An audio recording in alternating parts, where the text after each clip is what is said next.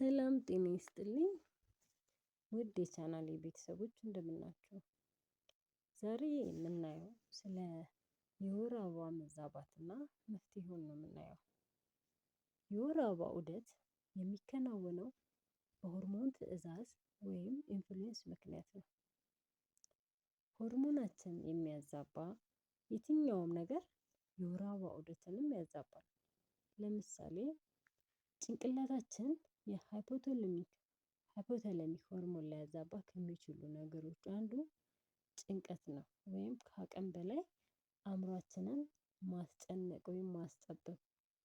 አእምሯችንን በስራም ሆነ በሀሳብ በጣም የምናስጨንቀው ከሆነ ሆርሞናችን የመዛባት እድሉ ሰፊ ነው። ሌላው የወር አበባ ዑደትን ሊያዛቡብን ከሚችሉ አንዱ የእንቅርት ህመም ያለበት ሰው ነው። የእንቅርት ህመም ያለበት ሰው ሆርሞናችን ስለሚዛባ የወር አበባ ዑደትም ይዛባል። የሰውነት ክብደት መጨመር፣ የምንወስዳቸው የመከላከያ መድኃኒቶች፣ የተለያዩ የድባቴ መድኃኒት ወይም አንቲ ዲፕሬሽን፣ በቂ እንቅልፍ አለመተኛት ወይንም የተዛባ የእንቅልፍ ሰዓት ከሌለን ሆርሞናችን የመዛባት እድሉ ይሰፋል ማለት ነው። ከላይ የዘረዘርናቸው በሙሉ አሁን ችግር ነው ብለን ሊያዛቡ ከሚችሉ ችግሮች ብለን ከዘረዘርናቸው በሙሉ የወር አበባ ሊያዛቡብን ይችላሉ። አንዲት ሴት በወር አበባ ፍሰት ጊዜ ከ80 ኤምኤል ያነሰ መሆን አለበት። በ24 ሰዓት ውስጥ ደግሞ ከ5 እስከ 6 በላይ ፓድ የምትቀይር ከሆነ። ውድ የቻናሌ ቤተሰቦች እስካሁን የዘረዘርናቸው ነጥቦች የወር አበባን ዑደት ሊያዛቡ የሚችሉትን ነጥቦች ካነሳን እንዴት አድርገን ወደ ጤናማ የወር አበባ ዑደት እናመጣለን? በመጀመሪያ የወር አበባ ዑደትን ሊያዛቡ የቻለውን ምክንያት መርምሮ ከማወቅ ይጀምራል።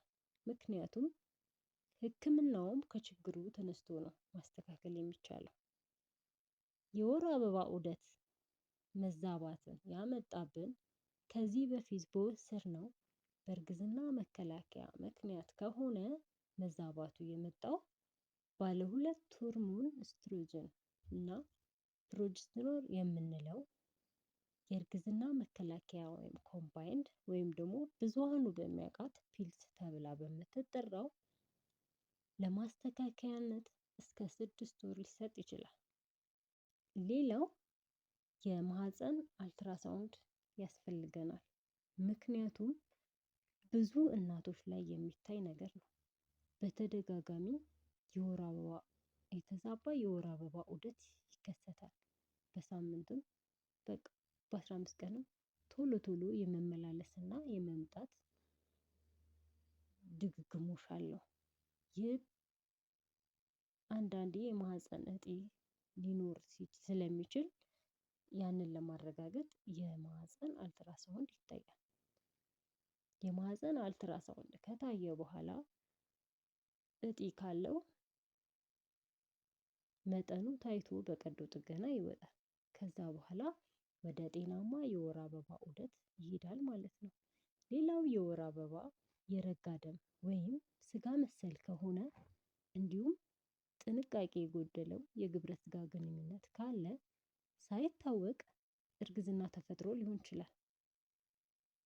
እርግዝና ተፈጥሮ እየወረደ ያለ ጽንስ ስለሚያመላክት በማህፀን ውስጥ የቀረ ስጋ እንዳይኖር በቶሎ ወደ ሕክምና በመሄድ የማህፀን አልትራሳውንድ ምርመራ ያስፈልጋል። ውድ የቻናሌ ቤተሰቦች ለዛሬ ያለን ቪዲዮ ይህን ይመስላል። ሀሳብ አስተያየት ካላችሁ ኮሜንት ላይ ጻፉልን። በሌላ ቪዲዮ እስክንገናኝ ድረስ ቸርን ሰንብት።